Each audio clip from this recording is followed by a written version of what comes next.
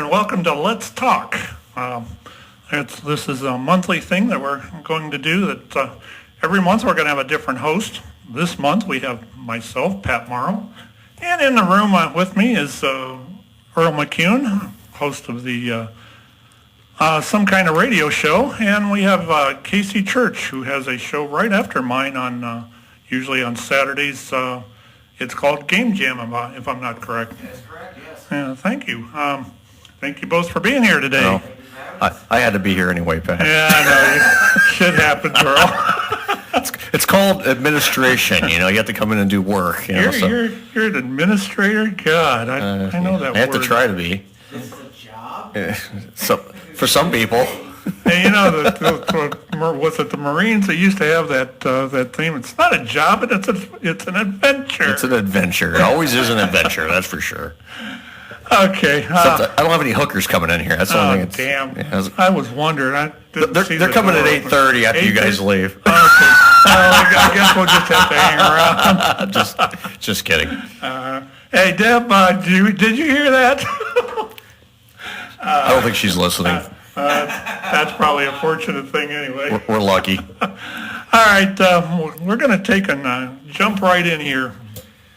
I got a couple of topics that I really would have been anxious to cover ever since I figured on taking this over for this month. As soon as I get my bifocals to where I can read it. The first thing I got is let's talk about the NFL draft first. And I know a couple of you people out there are probably NFL fans. If you're unfortunate enough to be a Browns fan like I am, I've actually watched the Browns since 1965, which is a year after their last playoff, it seems like the last playoff. The NFL championship game, right? The NFL championship game, right? It was before the Super Bowl. And every year it seems like it's the same thing, especially the last 3-4 years. We just really never do much in it, and we never get much in the draft, and it's BS. I myself, as far as the NFL draft, thought that this was probably about a C as far as the Browns were concerned. Them taking Baker Mayfield was the furthest thing I thought they'd ever do. Right. And because of that, some of the other draft picks they took.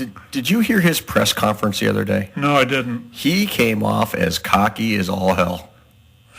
He did. He came off like, I'm here now, and it's a mentality, we're going to win, and this and that. And, maybe, very, very cocky. It's what they need. Maybe it's what they need. I don't know. But, I don't know. I personally, I liked it because of what they need. But I was reading because it was covered on Facebook Live, so I'm reading all these people's comments. Oh, you cocky little bastard, you, and this and this. And it's like, show us what you really can do. And it's, you know what? It's still early. Come on. That's the whole thing with as far as the Brown stuff is concerned. They haven't even played a game yet. No. They're not. They had their first rookie training camp or the rookie one-a-day for this last weekend, and so they're not. They haven't even played with any of the veterans yet, and as far as I see it, he was supposed to be the cockiest one in the draft anyway. Yeah, he really was. I thought they would have probably been better off taking, I think it was Josh Allen. And I think so, yeah. I would have been a little more comfortable with him. Rosen was out of the question. I knew that from the get-go. Yeah. He said he didn't want to play here. Yeah. In my mind, just watching it too, because I liked Manziel when they got Manziel. Don't get me wrong. I'm probably one of those few people that did like Manziel, because the kid could play when he was in college, but he actually came off a little bit more cockier than Manziel does. Just his demeanor at the podium. You have to watch the press conference. I'm going to have to definitely look at that. You need to watch it. He came off very cocky, but he also came off very confident. So, it's just the way, it's all in how you look at it. Confidence is key, and it's good there's a good, confident guy coming in. I like it. I do like it. Don't get me wrong. I know my tone kind of says, I don't like it. No, I do like it. I like the guy coming in, number one pick. His shit don't stink. I like that attitude. You got to come off with a little bit of smug and toughness if you're going into that role. it just comes off to me as the front office, and it is something of a different front office than when Manziel was drafted. Right. But it just seems like the Browns organization just hasn't learned a lesson from Johnny Manziel. No. They You're right. And You're right. they're just, creatures of habit. Someone playing the same lottery numbers every week, never winning so much as a free scratch-off ticket. Right. Just keeps on trying, and it's got to work at some point. Mm-hmm. I remember, I was watching the draft for a big group of people. We were having like a big draft party, and I had a Cleveland Browns jersey on, a Reuben Jones jersey that I got for $5 at Goodwill. I would have paid no more than $4, but Exactly. I got a Josh Cribbs. When Roger Goodell came out, and Right. the boos from the Texas crowd was just glorious. oh, they hated him. Just absolutely glorious. They hate him down there. If it wasn't for Gary Bettman ruining the NHL, he would be the worst commissioner in the world. I'd have to agree with you. But when he came out and announced Baker Mayfield as the number 1 draft pick, the boos in that room were deafening. Oh, yeah. Because no one, first and foremost, everyone wanted Saquon Barkley. Okay. And if you did want Mayfield that badly, I don't think the Giants and the Jets wanted him. Right. So you could have gotten him at number 4 and made everyone happy, or at least half happy. Right. Why didn't you, I don't really think that they wanted Saquon Barkley. I really don't. I mean, yes and no, simply because the offensive line is garbage right now, that he would probably at best want to get 3 yards a carry, if that, on average. But at the same point, you need something to jumpstart your offense. And we know that, the injury bug loves the Cleveland Browns so much. But if all things go according to plan, Baker Mayfield's going to be holding a clipboard all season. Right. We can hope. And that's what you need to happen. You need the kid to sit and watch, not to what they've done for all these years. Let's put these rookie quarterbacks in there, and they kill their careers. Right. I mean, not every guy taken in the first 5 picks is going to be, Peyton Manning. Right. Someone who can just build a franchise from the ground up by being there. Not everyone is that kind of talent. No. We've seen how many quarterbacks, in the last couple of years, not just the Cleveland Browns. Countless. 29 since they came back in 1999. Yeah, but not just the Browns. How many quarterbacks in the last 10 years have been taken in the first round that aren't playing right now, or at least not a starting quarterback? Right. I mean, it's absolutely ridiculous, and the fact that I think getting I can't remember his name, the quarterback from Buffalo that we just got.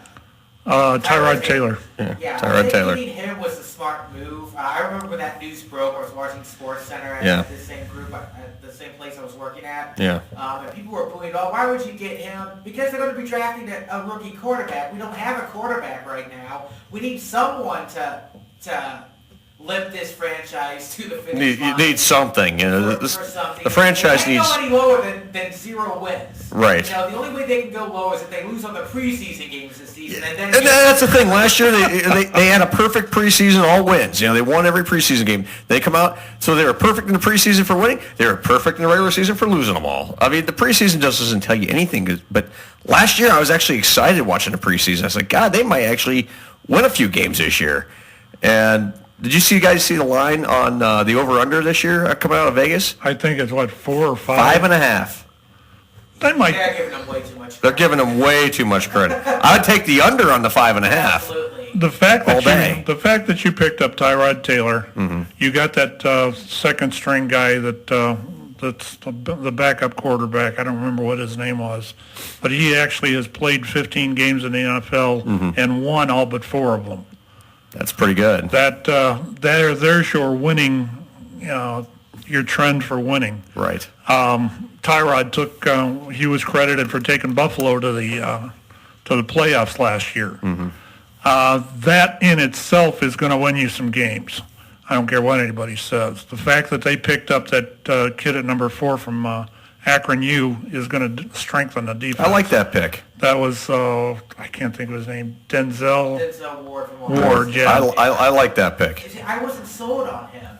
I felt it filled a hole that the Browns didn't necessarily need, at least not that early in the draft, that they didn't necessarily needed to pick him.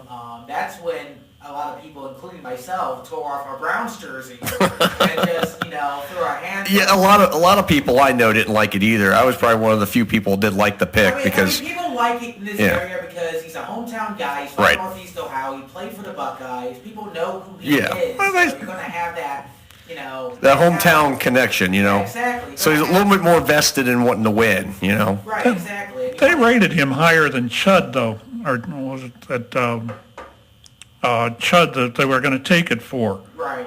And I don't personally think he was. I think that was an overrate. Chud was a much better player from what I saw of him in the college ranks. The other one that I would have liked to have seen was that Fitzpatrick. What the heck was his first name? Anyway, his last name was Fitzpatrick. He was a defensive guy. I would have liked to have seen that there. This guy that guy that they took from Ohio State, he was mediocre. He looks that way. I don't know. I thought that at one point they were gonna take a running back from in the draft, which would have been Barkley at 4. If they were going to take Barkley, my thought on this whole thing was that they would have taken him at 1. Right. They could have taken Mayfield at 4 because he would have still been there. Right. And they would have given up Josh Allen and Rosen, I think, in the other 2 picks. Right, and that's the other thing. And that would have made a hell of a pair. Yeah, exactly, and that's the thing, because even if for whatever reason the Giants or the Jets took Baker Mayfield, you still had Josh Allen. You likely still had Sam Darnold. You would have had one of those 3 guys there at number 4. So there's really nothing to lose if you just think for a second. Though this is the Browns, so something's obviously in the water in Berea, Ohio, because nothing they're doing is making sense. I mean, we have a coach that has 1 win in 2 seasons, who, from appearances, at least from how it looks on the sidelines, doesn't have any control of his players. He has none. Were you talking about Minka Fitzpatrick out of Alabama? Minka Fitzpatrick. Alabama, right? Alabama, right. Yeah. And it's just this franchise that has worldwide fan bases. They have the biggest fan club in all the NFL. ESPN did a story about the London game, how the Browns backers in London have existed for close to 10-something years. Right. And having dedicated fan base that rivals like Manchester United. I know, it's crazy, it's like, you think, I mean, as much support as this team has, as much as we've lost over these years, we still have been here, Earl. It's been here for 60 or 70 years. I know. I've watched the Browns since 1965. My whole life they've been losers. It's one of those things. I think the reason why I'm such a dedicated Browns fan is because when I was growing up, in 1995, I had to have been like 6 or 7 years old when they moved to Baltimore.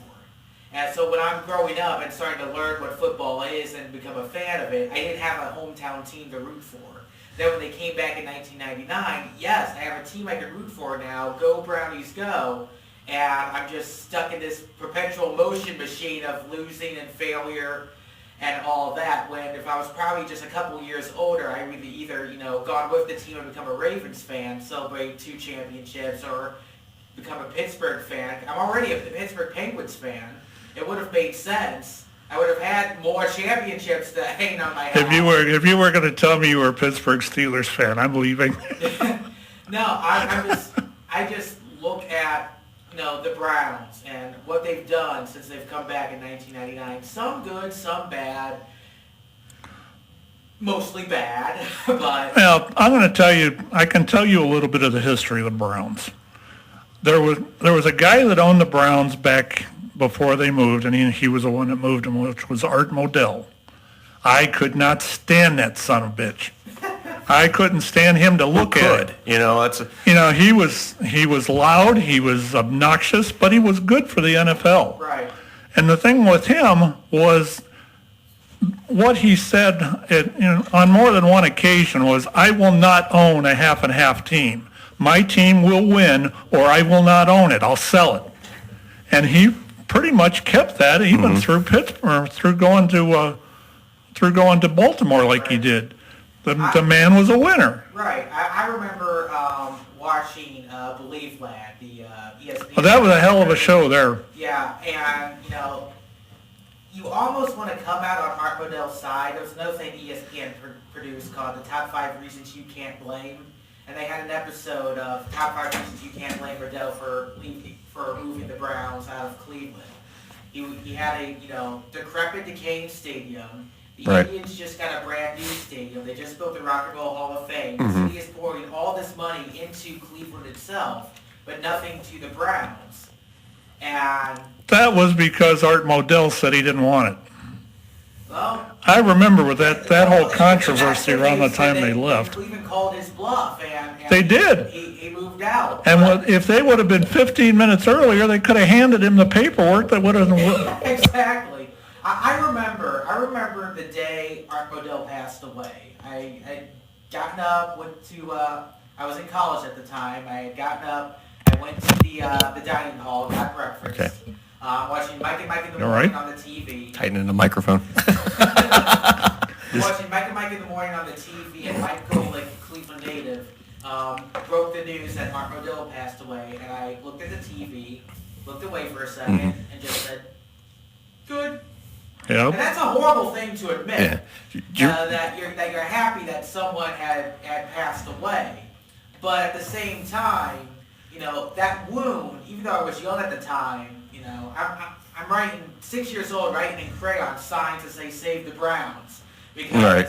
that was a big part of me growing up. I won a Halloween costume contest as a Browns player in kindergarten one year. So it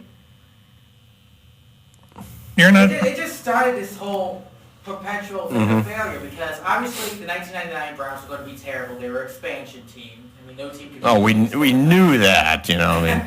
I remember watching, the expansion draft that year, thinking, all right, we're going to be doing good. We're going to be a Super Bowl champion in 5 years. No, we're still waiting. Yeah, another 5 years. I didn't say that. Another 5 years, another 5 years. Hey, they have a 5-year plan that's going to start in 5 years. and then when that don't work, it'll be 5 years after that. Yeah, right. I think Baltimore wants another team. Right. Over again. I think myself that the Browns, I've been here when they were great. I've been here when they were mediocre, and I've been here the last 2 years when they were flipping horrible. I think the fact that they've done what they've done, they're actually going to be better this year. They've got to be. Could it be enough to get them to the playoffs? You got to look at the past, what they've done here in the last 6 or 8 months. You brought in Dorsey. Dorsey turned Kansas City around. Kansas City was 3-13, and when the first year he was there, he took them to the playoffs. I think they had 7 or 8 wins. They didn't do well in the playoffs, but they still. But at least they made that's a that's a hell of a game. That's a hell of a jump. You go from 3-13 to 8-8. I mean, that's huge. I mean, in respects of NFL football, I mean. You can go from 3-13 or 0-16 here to 16-0.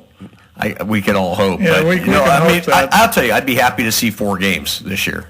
I would be. If you only have 4 games, that coach is gone. Yeah. If he doesn't beat Pittsburgh in the first game, that's going to be the first rock out from under him.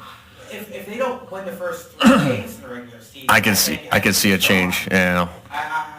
I mean, I'm surprised he's still here. Exactly. You got how many 16 start. The one Ja'alu's coach is absolutely terminated. It's the coach. Yeah. You have to start anew, because something obviously isn't working. It didn't work in 2016. No. 1-15. Yeah. The only reason they won that game is because the then San Diego Chargers kicker whiffed, and you're right. That's the only reason they won that game. Yeah, it was by a fingernail. Yeah.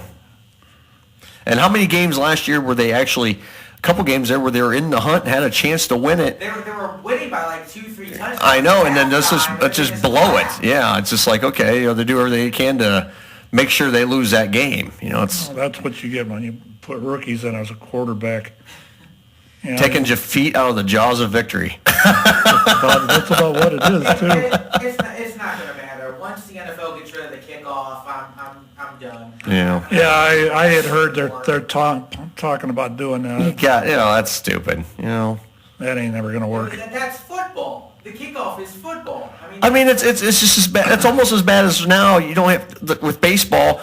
No walking anymore. As far as no physical pitching to walk the batter anymore. Yeah. Okay, we're gonna walk them. It's like, really? How many situations can you get potentially where they're gonna, throw that pitch and potentially, it's close enough for me. Whack! It's happened. Yeah. That changes a game. Yeah, wild pitches because the catcher can't catch it. Yeah, so many things. It just takes the element of, the possibilities of surprise out of the game. It's like, I understand they're trying to hurry the game along because people's attention spans suck today, but I know when I go to a baseball game and I'm paying my hard-earned money to go sit in that ball game, hell, I want my money's worth. I don't care if it goes 3.5 hours. Right. I want to be there. I enjoy going to the ballpark. What'd you say earlier? I wasn't paying attention. You funny guy. You funny guy. And I can, myself, the last couple of years with the Browns, I don't think I've watched a complete game in 2 years. I get last to year, the point where they start getting slaughtered. I got nothing better things to do. I've watched bits and pieces of games just like you, Pat, over the last couple of years. It's just been, I might catch a couple minutes here, a couple minutes there, and I see the score and I turn it off. When they turn it around and they beat Pittsburgh and Baltimore in their own stadium and away, the one thing about any NFL team is you got to learn to win at home, just like any other sports team. Right. Even when they start learning to win at home, that's going to show you the turnaround. Right. I see that coming. It may take a couple of years. They may only get 5 or 6 wins this year. That'd be fine. It's better than what they've done the last 2. I may actually watch a game. Yeah. But until they win something and prove that they've turned this around, it's not going to be much for me. Right. Looking at the old clock on the wall, we got about 7 more minutes left for a break. Why don't we just Casey, why don't you tell us who you are? You put me on the spot. You're on the spot, Casey. Okay. The spotlight is on you, buddy. All right, well, my name is Casey Church. I host the Game Jam Saturday afternoons here on the SKO Radio Network. A bunch of video game theme music because that's kind of my jam, no pun intended. Mainly it's just, the 8-bit, beats and blues from the NES era to the more modern orchestrated songs you get today. I have a mass media background. I went to the University of Akron. I got a degree in mass media and communications. Was sports director for WCIP for a while. Was a producer for ZTV, the TV side of it, for a couple different projects. And haven't had a lot of opportunities to do something like this in the 5 years since I've graduated college. So when I saw this opportunity online, I immediately jumped at it. And I'm so happy to be doing this because we're glad you're here, man. Yeah, I love the medium of radio. I've always had an interest in it. I always prefer there was a time growing up watching the Cleveland Indians on the TV, right? Muting the TV, listening to Tom Hamilton on the radio. Oh yeah, I do that all the time. I mean, it's perfect.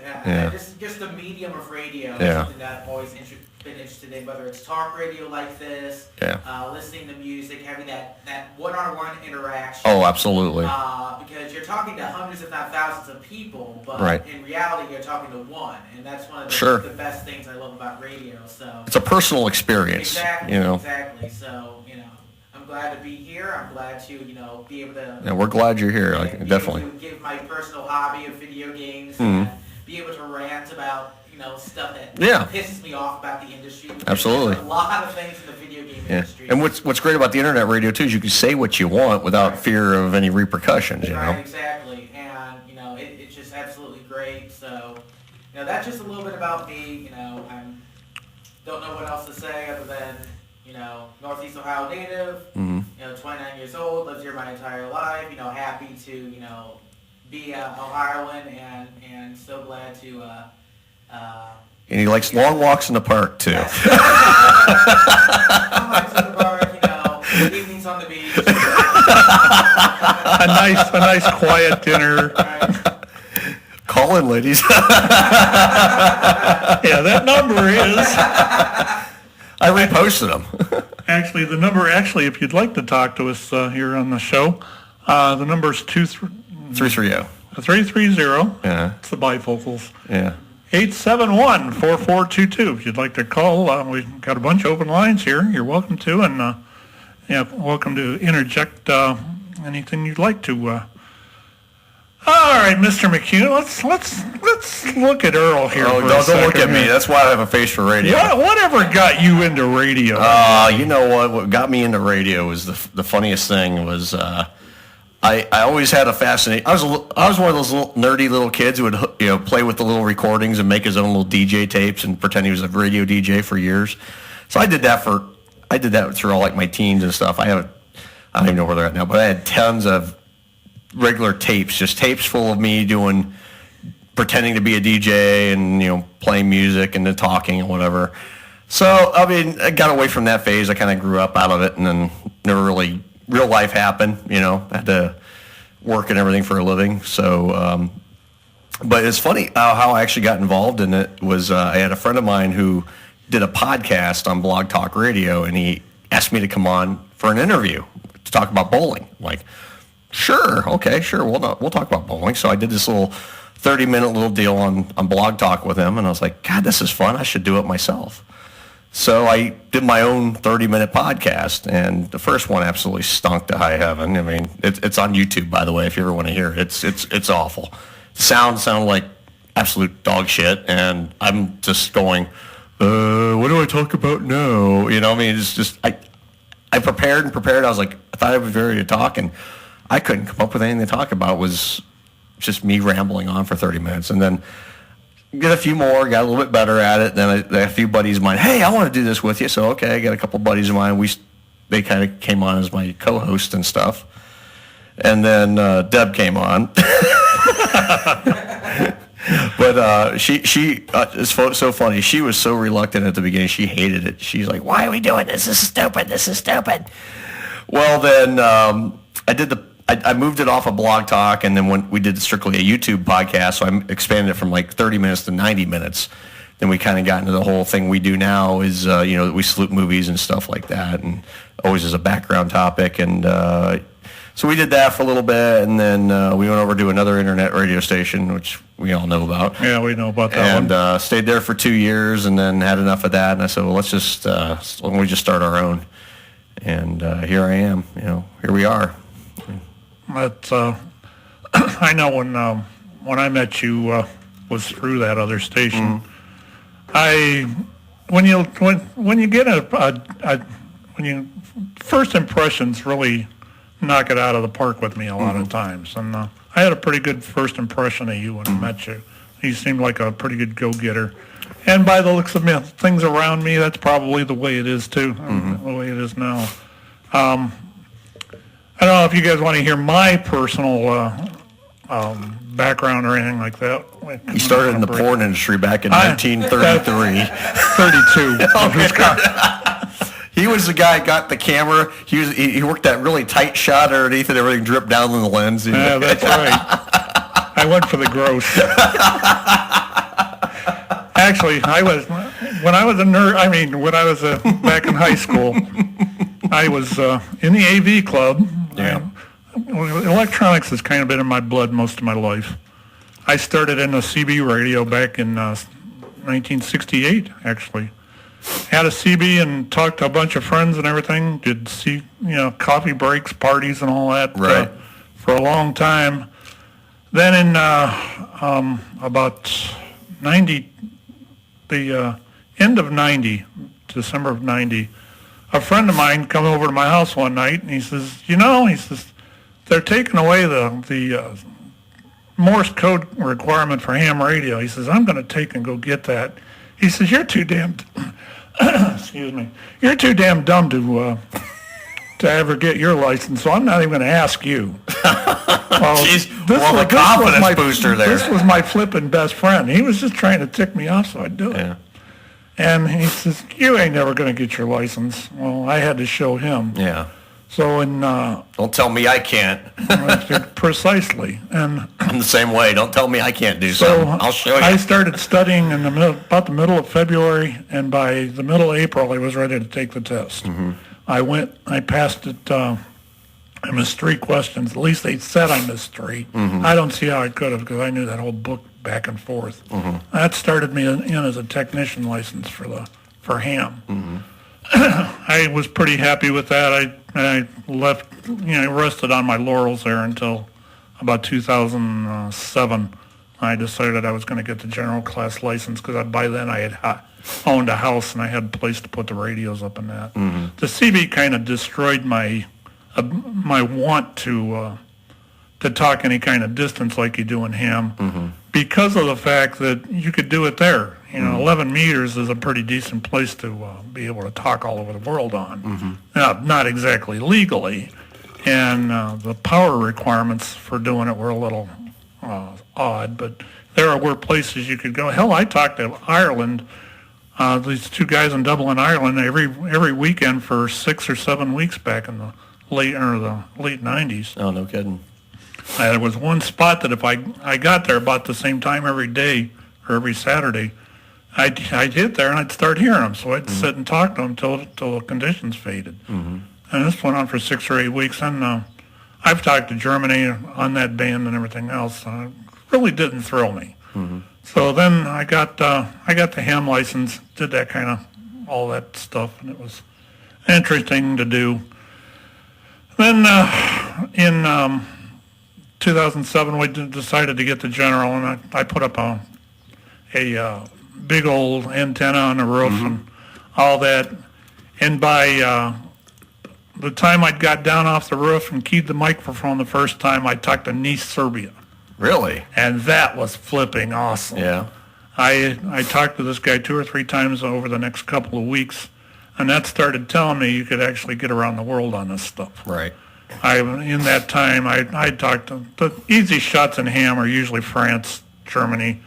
I've talked as far south, which is an island on the northern tip of Africa. It's a place called Swaziland. That's been the longest. That's about almost 5,000 miles. Wow. And that kind of got me into doing the ham thing. And, of course, during all of this, I've decided to join ham clubs and stuff like that and became the president of my ham club. Mm-hmm. But I've always had the knack for doing this kind of stuff. Right. Back in high school, that actually had me, that stretched my abilities to segue songs together, being part of the AV club. I actually made a video, which was pretty much viewed by everybody at the high school for... See, everybody, he did do the porn videos. Yeah, that's right. You caught me, Earl. I know. I just put 2 and 2 together. It equaled 5. But anyway, that all in all, that's given me the basic electronics background and stuff like that. I love electronics. I also have really gotten to like doing these shows. Like you said, it took a while for me to get used to it. Yeah, and once you get that little niche, and you find your niche, and you find you're comfortable, and it's just so much easier. I mean, I go on the air on Fridays now and don't even think about. We do 4 hours on Fridays, and I used to think, God, we could barely do a half hour. We do 4 hours now, and we don't even think about it. We don't blink an eye at it. It's like, oh, okay. We just got it down to a system.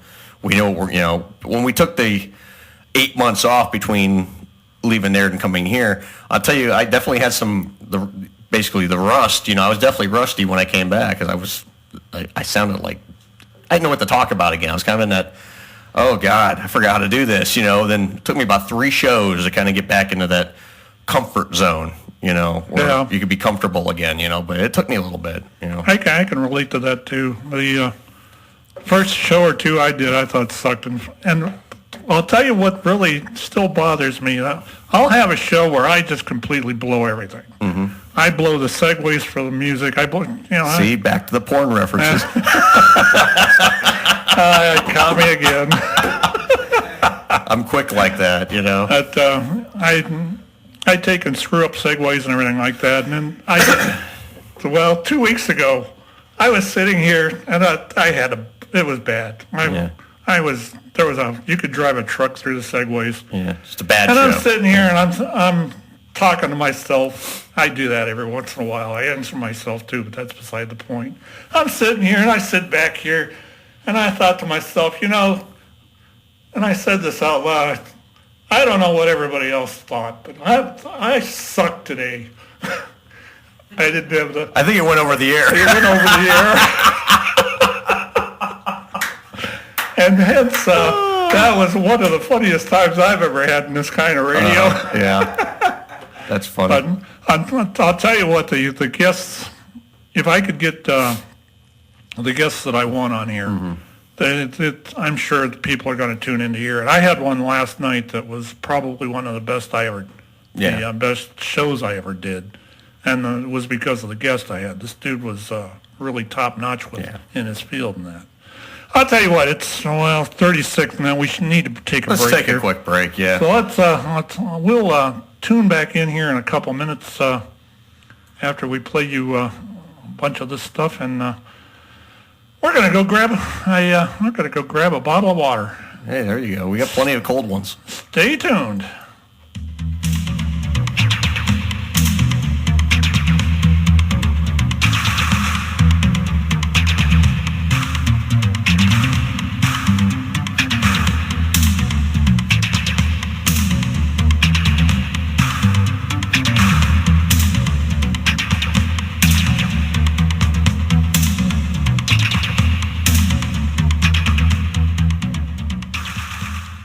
Hi, this is Dylan Thompson, and you're listening to our new SKO radio network. Stay tuned. Hey everybody, I am Debbie McKeon from Some Kind of Radio Show. Make sure you tune in to our friend Ben every Monday from 6 to 9 p.m. on Ben and Friends. Guarantee you might find a friend. CQDX. Do you know what that means? If you'd like to find out, then tune in on Saturdays from noon to 1 to Ham Radio Heaven. I'm your host, Pat Morrow, and I'll be here to give you an insight into the wonderful world of amateur radio. That's Ham Radio Heaven, noon to 1 Eastern Time, heard exclusively on the SKO Radio Network. Hope to see you there, and 73.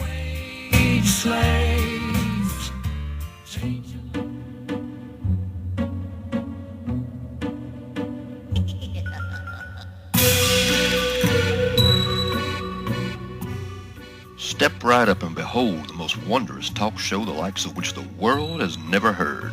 You will be intrigued. You will be mystified. You will be on your ass laughing and begging for more. We have come from parts barely known just to hear what you have to say. Come and welcome to the Freak Show. Tuesday nights starting January the 23rd, 7 to 10.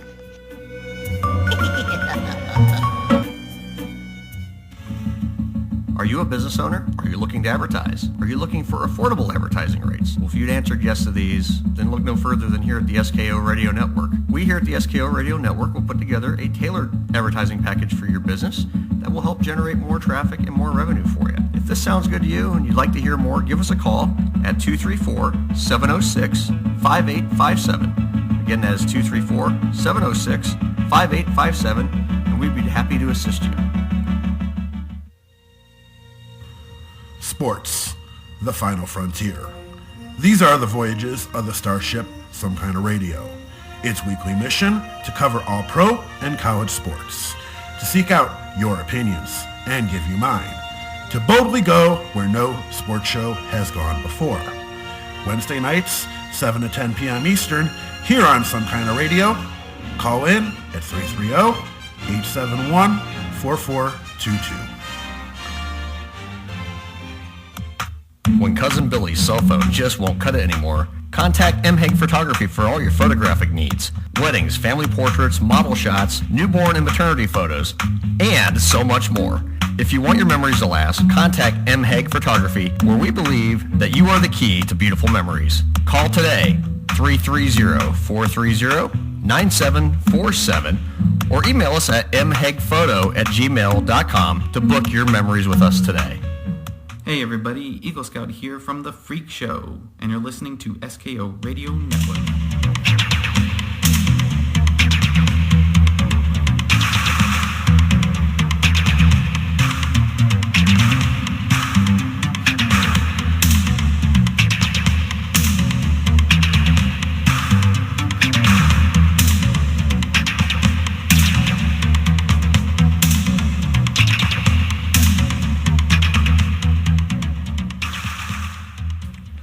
And we're back.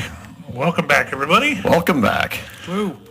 I have another subject that I want to cover tonight, and this was something I actually found on somebody posted on the internet. Hold on to your hats, everybody. And I need to read you part of it so you understand it. It seems that there was about a half a ton of marijuana missing. I saw that story. Oh my God. Damn mice.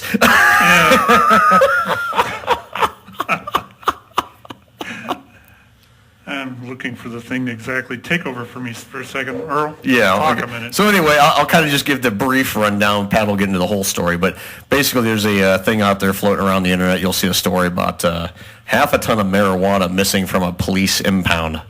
And the cops are saying the mice got into it. And The mice. The mice, yeah. Yeah, it was the Because that's a mice. good cover-up. Yeah, that's a good. Those damn mice, we they got sure? in. They got into it. Are we sure They that it's took the it. mice? The mice took it. Yes, the mice, as they look around and have finger Damn quotes. rats. Those chipmunks got in here again. You know, I mean, there's so many. Yeah. I mean, That's like your dog ate the homework type of excuse. I mean, it's plausible. I'll give it that. And it's but those had to be some really fucked up mice. Hey guys, it's like see the mice are going in their own little language. Guys, there's tons of good shit here. Come on, guys, let's go eat this shit. Okay, I found the article. Okay. Here. right. Cops claim that mice ate half a ton of missing marijuana. Damn mice. The Those mice ate crazy the little mice. marijuana was the excuse no more believable Those than the damn dog ate my mice. homework. I said that. Authorities in Argentina, where 8 police officers have been fired over the disappearance of around 12,000 pounds of pot. Jesus Christ, 12,000 pounds. How do you? Okay. 12,000 pounds. I want to know why they're hoarding that much pot in their impound. Yeah. It's Argentina. What do you expect? They holding it for Messi? I mean, what is this? I don't know the law over there. Obviously, They have their own, apparently. any more than I know the law here, but once they get like a certain amount in their impound, aren't they supposed to destroy it or do something with it? Well, I can see if they burned it all, it'd be like everybody would be high in the area. They can just make that a fundraiser. Just bring the people in. Come on in, everybody, we're having a party. Yeah, exactly. That way they can get away with it Yeah, free. see, they can just throw it in the bonfire and they can hookah it up all day long, you know, whatever the hell they're gonna do. Good God. Yes, only in Argentina. Anyway, it goes on to say the officers at Pinar, roughly 40 miles west of Buenos Aires, argued that the missing drugs had been eaten by mice. Okay. Yeah. Okay, I don't know what's more ridiculous. The fact that, they thought that story would fly, or that their police station might have just that big of a rat problem that it's Yeah. at least plausible. Right. Well, this was actually supposed to be in a warehouse, according to this article. Oh, in a warehouse. Okay. If they were smart, they could say, "Hey, maybe the warehouse workers they took the pot. Maybe we'll have to go investigate this shit." No, the mice got it. The mice. Come on, use your heads, guys. Jesus, they talk about dumb criminals. They got dumb cops over there. You stupid asses. It goes on to say, argued What the fuck? in Buenos Aires, argued that the missing drugs had been eaten by mice in the warehouse for impounded drugs. Oh no, they're going to start doing some drug tests on these mice in there. Look out. Some 13,220 pounds of marijuana had been registered there 2 years earlier, and investigators found that the total was short by more than half a ton. Jesus. My God. Okay, there's a mouse. Let's piss test him. I don't. Can you hold him? Could you imagine? This little guy looks stoned. Man, he's eating a lot too. That's a fat little mouse. I mean, This thing's the size of a beached whale, for Christ's sake. yeah, you would think if they did something like that, there would be some evidence of some slow-moving mice, bumping into walls. You would too think. stoned out of their goddamn minds. You would think, but, Obviously, when they came up with this excuse, they were stoned out of their minds. How did they think that would fly? Right. You kind of wonder if it's something like that mouse that used to be on Speedy Gonzales. Slowpoke Rodriguez. Slowpoke Rodriguez, right? Jesus. Oh, jeez. I don't know. That when I saw that story, I thought, there ain't no way. And I thought maybe it was going to be proven that it was in the States, but when I saw it was Argentina, you just kind of. I do want to say something real quick, though. Those of you listening right now, and if you aren't listening, obviously, this show will be replayed once again on Thursday afternoon. We'll replay the show, actually probably Thursday evening, around 8 o'clock, because we have a 8 o'clock p.m. Thursday night. We'll replay this program. Yeah, so just everyone know that. That sounds about right. Yeah, we'll replay it at Thursday at 8. And you can listen to our illustrious voices again. And we'll throw this on our YouTube channel too. It will be up on YouTube. So anyone listening now, if you can't catch the whole program, it will be on our YouTube in the next day or so. We need to put that YouTube channel on our page. We do. Yeah, I'll give you the link. Yeah, you'll have to do that. I'll give you the link. I actually got one just for my show. I got to create one for the station. For if we do anything station related for YouTube, for videos, we can all post it. Yeah, that would probably be a good idea. That would be fun. Yeah. I would like to do something like like game reviews or you should. some kind of That'd be good. commentary. Yeah, you could for do that. it. So yeah. Yeah, we could throw it right on the channel. Yeah. I'd almost like to do something for my show too with radio reviews. And that way we can just all access it, and if anyone needs access to it, we can all just access it and I've throw really our videos become, on there. After listening to the Billy D's and Shane podcast. Oh yeah, they do a great job. I have really become a fan of that stuff. Yeah, they do a great job. And they podcasting. There's a lot of good podcasts out there, and we are reaching out to podcasts if they want to, if they're looking for another place to air their content. We do have open time slots, obviously, so we are reaching out to podcasts and maybe want to, put their show on the air. We'd be happy to air it for them. Yeah, that'd be cool. I know we just added that Larry. Yeah, Drinks with Larry. We just added them. They're going to be playing here on Saturdays at 7, right after your show. Right. And we're going to replay them on Thursdays as well. So basically, a lot of our replays, throughout the week, anyone records shows or whatever, we're going to do our replays on Thursdays. Anything we record. So this show. That'll fit in with what I was talking about. Yeah, exactly. Yeah. And until we, get some things figured out. But Thursday's a good replay day, I think. Yeah, being that there wasn't much there anyway. Yeah.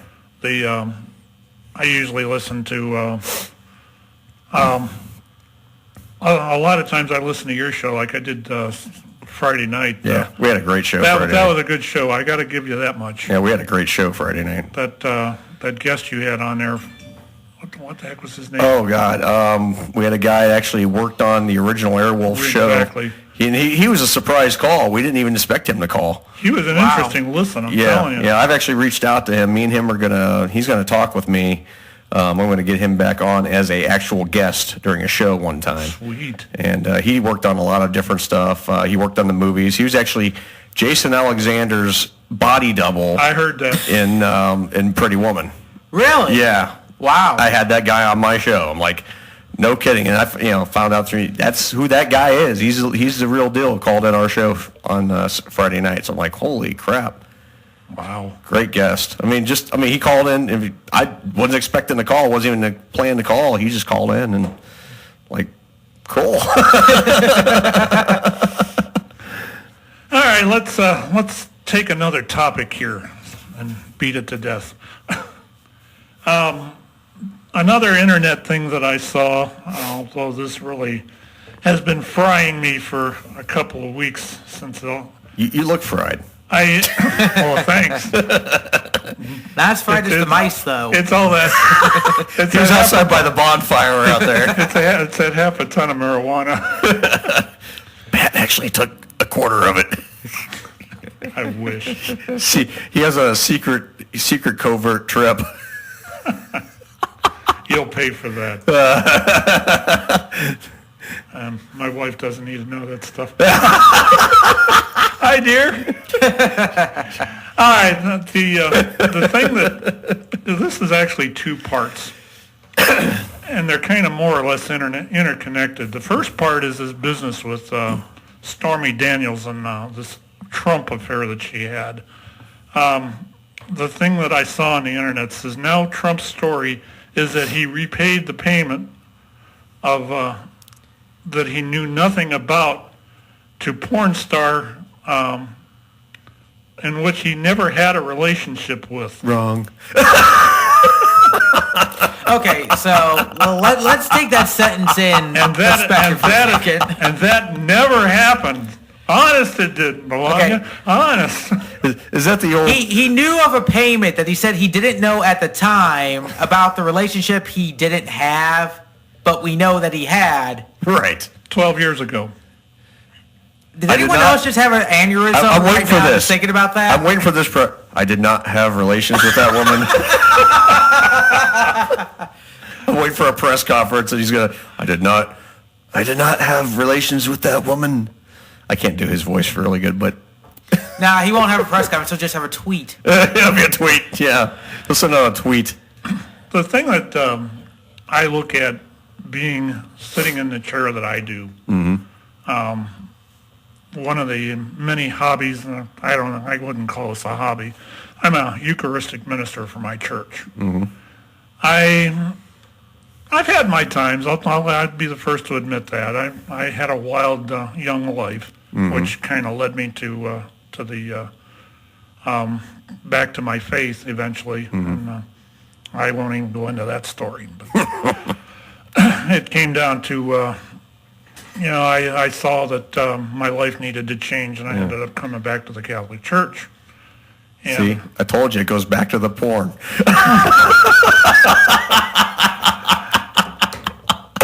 One side of my mind is crying out, what the hell why don't people realize what this dude's doing? How are they giving him the slide for this? I don't get it. I mean, who gives a shit what he did 12 years ago? I don't really care. I mean, he was a private citizen at the time. I don't care what he did, but at least, hey, okay, yeah, I screwed up. I'm a guy. I'm a guy. I boned the chick, okay? Most of you guys would want to, too, if you were me. I mean, just admit it. And the thing is, if he just did that, this wouldn't even be a story at this No, it wouldn't point. be. I mean, if it's like, okay, hey, I had a moment of weakness. I'm a man. Okay, this hot chick, she was rubbing my junk. What am I supposed to do? Sit there and say no? I mean, I'm just waiting for, I'm just kind of paraphrasing, making my own little thing up there. But if you just say, hey, yeah, okay, I did it, who cares? And he wasn't in politics at the time. Yes, he was a private citizen, but he's a very public private citizen. And he wasn't nothing back then other than a multi-billionaire. I mean, okay, he wasn't nothing, but he was a private citizen for all intents and purposes. Who cares what he did? But just admit it. Everyone knows you did it. Why sit there with the facade? Oh, I didn't do anything because I don't want my wife to be mad. Well, hell, if you ever look at the videos online, you ever watch some of those where they show them holding hands and she pulls her hands away real quick? Oh, yeah. There's a lot of that going on. I don't think that marriage is as good as they're pretending it is. I don't think so either. Not by a long shot. I think she's just there because, I need you here until at least I'm out of office and get the fuck out. The thing with that, though, is, like I said, I don't care. His personal life back then was But it just baffles me why they keep wanting to give him the slide. Yeah. You know, He gave it the slide.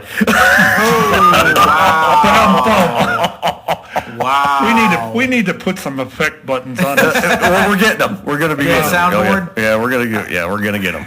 I think half of the reason is before he was president, he was a celebrity. Right. I mean, granted, real estate mogul, all that, self-made Right. billionaire, but the last 10 plus years before he got into politics, He was a the guy celebrity. from The Yeah. Apprentice, Yeah. and the guy that ran the Miss America pageant, and all that. Right.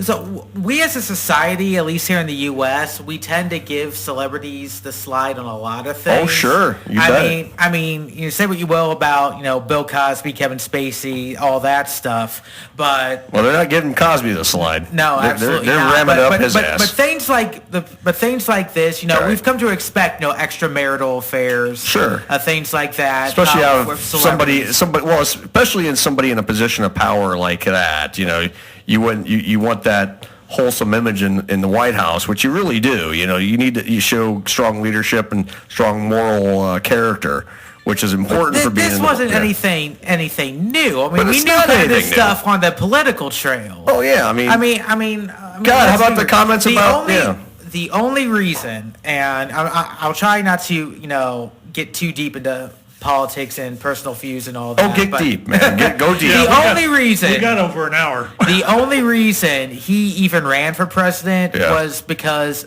of publicity. I truly Right. believe it was a publicity stunt. Oh, sure. And then when people actually started saying, I'll vote for this guy. He wasn't planning on winning. Yeah. No way he was planning on winning a thing. Yeah, and now he's sitting in the White House, thinking to himself, oh God, what have I done? Right. I honestly, you look at the first 6 months of his presidency, and he was like saying, I didn't know this job was going to be this tough. If Obama had said something like that, people would be crucifying him. Oh, sure. And understandably so. If he's going to, say that I didn't know that the highest office in the world was going to be a tough job, Yeah. then why are you still here? Right. I don't know where this whole thing's going to go. I mean, there are things that Stormy Daniels, a lawyer, says that they have dirt on him that's going to force him to resign Nixon style, I guess. And I don't know if that's actually going to happen or not. But Who knows? there's got to be more, right? I mean, there There's has to be more stories like this that haven't come out yet. There's more, and there's going to be more. I mean, we're only a year or so into this presidency, a little over a year into it. A year and 5 months. Okay, well, guess what? There's going to be plenty more stories to come. I'm guaranteed. Well, about the thing, though, the other side of the coin here that you got to look at is the fact that what he's actually done in office so far really, in some respects, is better than anything that's came along in the last 30 years. Oh, without question, there's a lot of good. You've got There's a lot of good with the tax reforms coming. the place. tax reforms are one thing. There's some things he's taken credit for that he really had nothing to do with. Right. And Yeah, that's the first 2 years of her presidency, it's the after effects of the previous administration. Oh, sure is. And look at your unemployment rate right now, Right, being yeah. below 4% for the first time since Reagan. And he's taking credit for that. I know that. And of course he is, because people blamed Obama for the financial crisis, even though that started in the last month. Of That started in Bush's George Bush's administration. So, I mean, the last whole month in Bush's presidency, the election hadn't economy even was going happened down. yet Yeah. when that meltdown happened. Right, And they still right. blamed him. So it's just. As far as We elected a game show host president, and we're shocked by Yeah, a this. a reality show Oh host. my God. Right, exactly, yeah. And as far as I actually retired from Chrysler back in 2008, right before the economy was going into the dumper. My company went bankrupt. I was really fearing for my life because of the fact I get a pension from them, and that if they would have went belly up, that would have taken the pension away. I remember what Bush did. I thought the economy was crap during that. The thing with Obama is he got stuck with one hell of a mess. As far without as question. when he come on with the economy, they virtually had to buy the auto industry. Right. Yep. All the bailouts, absolutely. And if it would have been Bush or somebody, whoever was it McCain that was running against Yeah. them? If it would have been them, they wouldn't have done it. Well, I felt the burn during the, especially when the auto industry started going belly up. You know, I had a Chrysler vehicle. Well, they started taking your vehicles back. Yeah. I mean, this is no joke. They repossessed your vehicles whether you were paid or not. I had 2 Chrysler vehicles. They took one of my Chrysler vehicles away from me, and because they said, well, they have to liquidate funds. They couldn't have any more. They couldn't hold any more loans. I had through Chrysler Financial was my bank, so I was doing my auto loan. So they were like, we can't, no. So they took my vehicle. And you know what the shit part of it is? They put it on my credit as, oh, hey, we got a repo against you. Well, that's funny because my car payment was paid, and they took my damn car from me. And really? They took my car from me. PT Cruiser? I had a PT Cruiser and I had a Jeep Liberty. They took my Jeep Liberty from me. Okay. Wow, I didn't know that. Yeah. I know around that time I was in the market for a car, and I ended up. They were both leases. So I wasn't. Yeah. So they were trying to get rid of. They were trying to offload the. Exactly. So they. I'm going to tell you the ones that got screwed in that whole deal were the legacy auto workers and the stockholders. The legacy auto workers, the stockholders, and sometimes the customers, such as myself at the time. And I was livid. I mean, it's like I had I didn't even want my PT Cruiser. I was so pissed off. I mean, I went through my lease. I got through the lease term, and I turned it in. I bought a car. I was like, forget this, as I'm not leasing again. I mean, it was great because I just had a 3-year lease on both vehicles. And I saved a lot of money that way because I wasn't, I only paid between both vehicles. I was paying like $450 a month for 2 brand new vehicles. Damn. So I mean, I had a really good at the time. My credit was stellar. Well, that repo that they took my car from me, it killed my credit for at least. I mean, I'm still fighting. I'm starting to rebound now, but damn, that was been 7 years ago now, almost 8 probably, and I'm like. I remember they were coming, got my trying to get middle of the night. I'm like, wait a minute, what the hell are you doing? Well, repealing your car. I was like, my car, and I'm looking at my bank. What the hell? My thing's paid up. So, of course, they took it. I'm calling Chrysler Financial in the morning. I'm like, why'd you guys take my car? Well, about that. About that. We're having issues. They took one of my vehicles. Wow. I was like, if they took both of them, I really would have been up shit creek, but they took one of my vehicles, and they took the more expensive of the 2 vehicles, of course. Well, knowing what I do from this side, I could understand that bankruptcy from that company was coming for a couple of years. Yeah. When I decided to retire from there, I wasn't going to retire at first. If that plant would have still been there, I probably would have still been there working. Mm-hmm. But I started doing a research, which was easy to do with the technology of the time. Mm-hmm. I took and started looking on the internet to see what kind of stockpiles they were holding. Right. Which at one point the Durango had 370 days of stock there. Mm-hmm.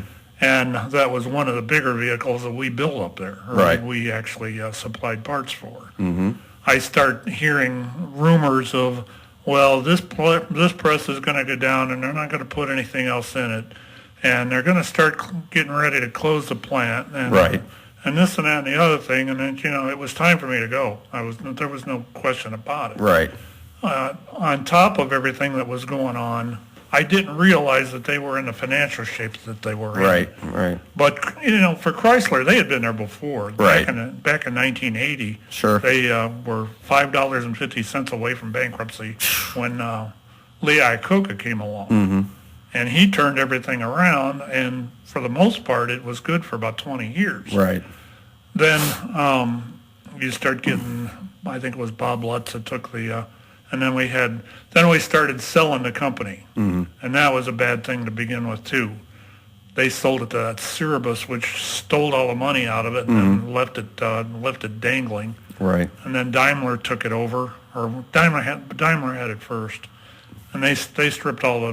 When it was sold to these places, there was $200 or $300 billion in the money. Right.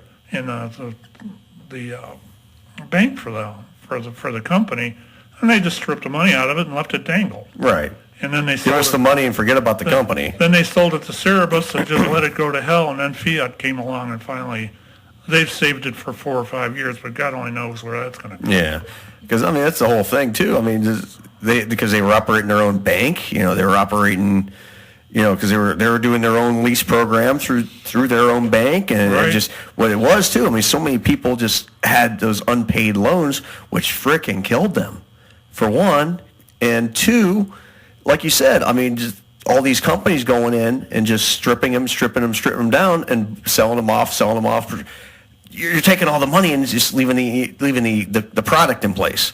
So there was nothing. By the time it finally crashed, it's like. Hardly anything left. Yeah, hardly anything The only left. thing they had left when I left there was a Jeep brand. Mm-hmm. And they've kind of recovered some of the other Dodge stuff, but it's, the whole thing that actually caused too, that kind of gripes me. I used to love that little pickup truck we made. That little red, that was it was the size of a Chevy S10. Mm-hmm. And for some reason they quit making those little trucks. Chevy quit making them little trucks, and I would love to have one of them things. Yeah. Those I used to have an S10, a Chevy S10 back in the day. I mean, that was my first vehicle. I had a '94 S10. I bought with my mom got it. I was only 16, but I paid for it. I mean, she got me the loan, and my phone's ringing. What the hell? What the heck? Welcome to live TV or live radio, everybody. Am I the only one that remembered to put the phone on vibrate before going on air? expect to get calls during the show, but somebody probably doesn't know I'm on the air. So. Well, that's all right. We'll forgive you this Yeah. time. You only It is your first day. You only own the place. Right, yeah. Let me talk to that owner. Yeah. I'm going to get fired. Yeah. We like you too well. Yeah. All right. What else are we going to I'll tell you what. It's 7:07. Let's take a quick 5-minute here while we regroup and take another drink and have a little smoke and try to use up that half a ton of marijuana we've got. Yeah.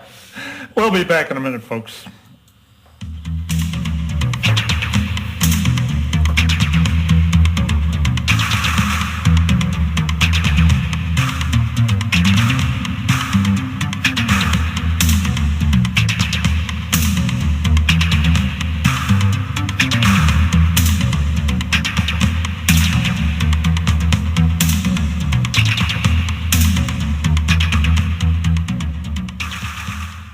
Hi, this is Dylan Thompson, and you're listening to our new SKO radio network. Stay tuned.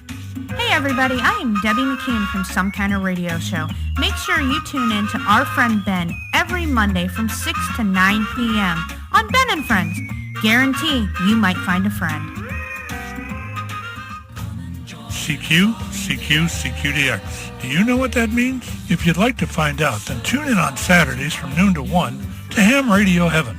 I'm your host, Pat Morrow, and I'll be here to give you an insight into the wonderful world of amateur radio. That's Ham Radio Heaven, noon to 1 Eastern Time, heard exclusively on the SKO Radio Network. Hope to see you there, and 73.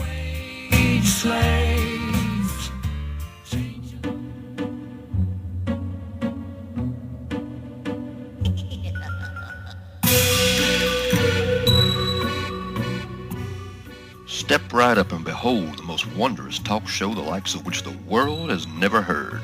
You will be intrigued. You'll be mystified. You will be on your ass laughing and begging for more. We have come from parts barely known just to hear what you have to say. Come and welcome to the Freak Show. Tuesday nights starting January the 23rd, 7 to 10.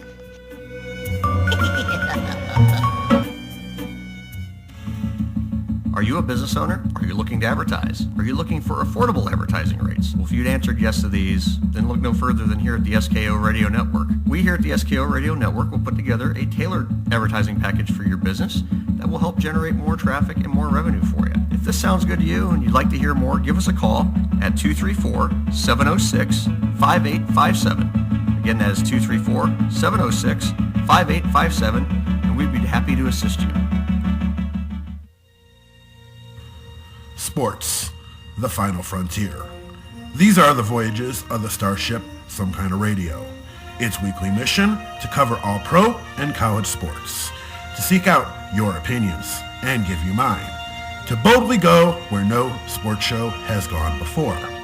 Wednesday nights, 7 to 10 p.m. Eastern, here on Some Kind of Radio. Call in at 330-871-4422. When Cousin Billy's cell phone just won't cut it anymore, contact M. Hague Photography for all your photographic needs. Weddings, family portraits, model shots, newborn and maternity photos, and so much more. If you want your memories to last, contact M. Hague Photography, where we believe that you are the key to beautiful memories. Call today, 330-430-9747, or email us at mhagephoto@gmail.com to book your memories with us today. Hey everybody, Eagle Scout here from The Freak Show, and you're listening to SKO Radio Network.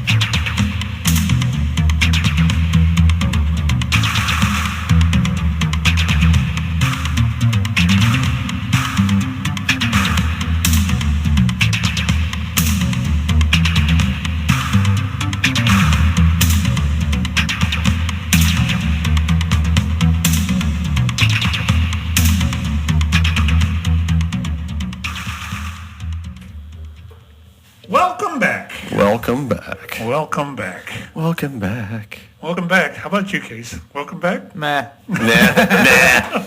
Whatever. Who gives a shit? We're all here. It is roughly 7:15 on the East Coast right now at 7 p.m. And actually, what is it? 7:12. 7:12. I was a little ahead of myself here. And we're back. Got a couple other topics we discussed that we want to bring up tonight. One of them has been in the news quite a bit here lately. That I actually kind of feel I've watched this guy from all of my childhood. He's got some of the best comedy that I remember listening to his comedy records back in the '60s, for crying out loud, and that was Bill Cosby. As most everybody knows, he got found guilty on, 3 or 4 counts of different lewd acts. And now it comes down to what I think we might want to do the panel discussion on. What do we do with him? You know, as far as he's 80 years old, I don't know.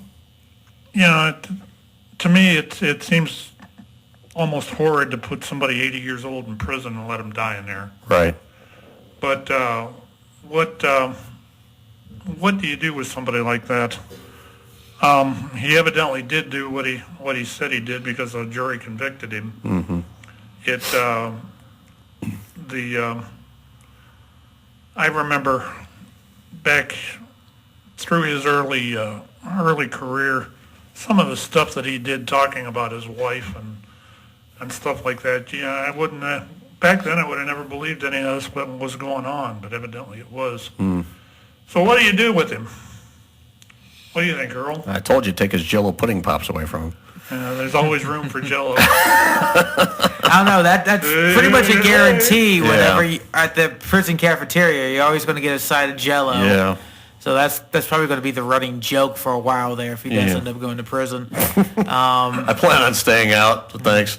But I don't know. It's like you said, Pat. I mean, he's 80 years old. I mean, yeah, he did the crime, but you know, the old adage is use the crime to the time. But at 80 years old, does it almost seem inhumane to put him in prison at this point and just, you know? Yeah, precisely. And you know, you just gotta. I don't know. I personally, like I said, I've known this dude. I've known of his career and everything like that. Sure. And he was America's dad for so long. Look at the Cosby Show and all that. God, I mean, you think about all and it turns out he supposedly assaulted one of the girls that was on that. Yeah, who knows? Good grief. What are you thinking, Bill? What are you thinking? He wasn't. He was thinking with his dick. Yeah, that's true. Fame brings power, and power brings, He was thinking with his fudgesicle.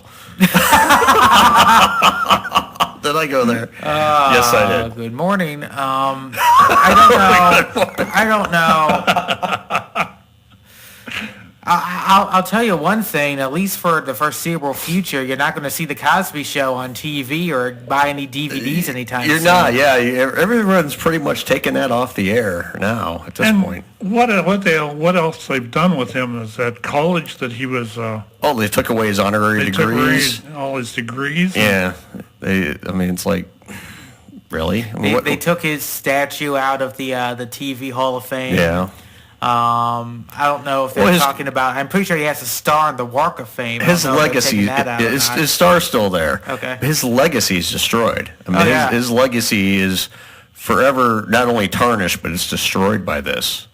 All the years of good television and good comedy he did over the years. You forget about all that with this one thing. Right. And, if it was a one-off incident, I'd see it. But, the way they talked about it was happening for years and years and years and to many different women. And, I'm going to tell you what. It's despicable what he did. There's always belief, there's an eye for an eye. He needs to be punished somehow. But is it really humane to throw an 80-year-old man into prison? I don't think that's the case. I think what you do, really, you think you'd have to be on some kind of a house arrest. That'd be the only humane thing to really do with him. Right.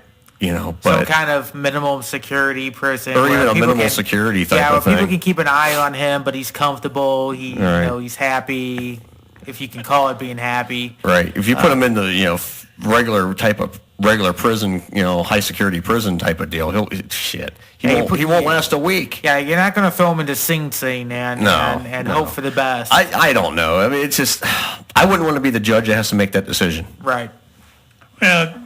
It really doesn't.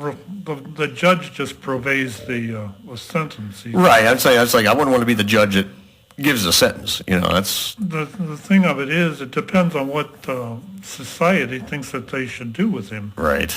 And I've always been one for leniency in a lot of aspects.